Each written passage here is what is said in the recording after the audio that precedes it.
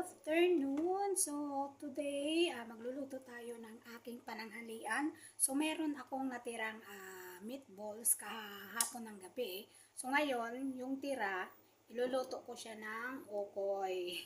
Haluan ko siya ng mga gulay para masustansya naman. Sayang naman kung itatapon, di ba? Kaya kung pwedeng gawan ng paraan, gagawan natin ng paraan. So, ayan, imamas ko siya para gawin ko siyang ukoy.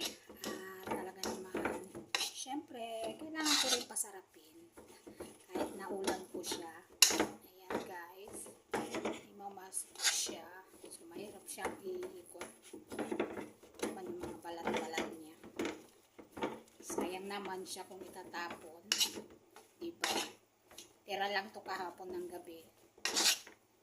Kailangan natin gawan ng paraan. Haluan natin ng mga gulay-gulay, dahon ng malunggay, carrots, sibuyas, bawang, at konting luya.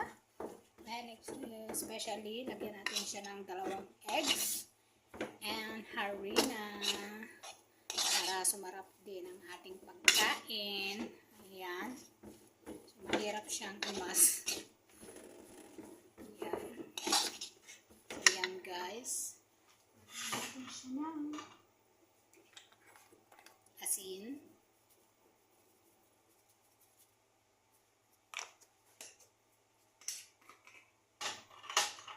paminta, syempre hindi mawawala ang paminta.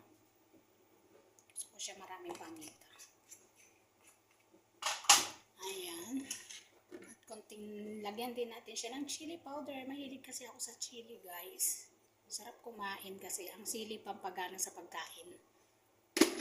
Guys, syempre lagyan natin siya ng 2 eggs.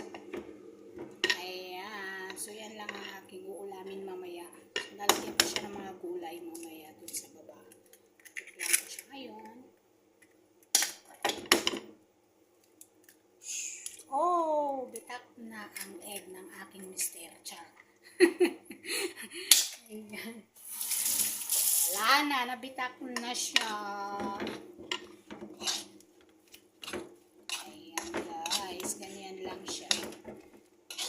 Lagyan natin siya ng kung ano-anong gulay dyan, mga carrots.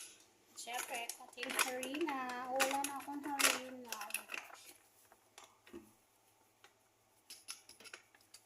Hindi kasi nakabili si Father Der ng harina. Ayan.